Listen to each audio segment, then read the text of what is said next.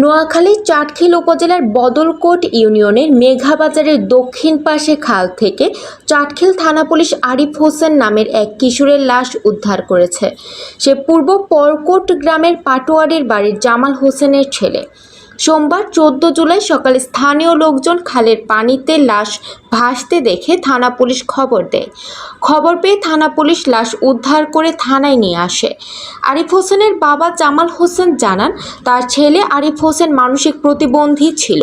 গত 3 দিন থেকে সে বাড়ি থেকে নিখোঁজ হয়ে যায়। চাটখিল থানার ভারপ্রাপ্ত কর্মকর্তা ফিরোজ উদ্দিন চৌধুরী জানান, এই ব্যাপারে থানার অপমৃত্যু মামলা হয়। লাশ ময়নাতদন্তের জন্য নোয়াখালী জেনারেল হাসপাতাল মর্গে প্রেরণ করা হয়েছে। নাগরিক ভাবনা, নিউজ ডেস্ক।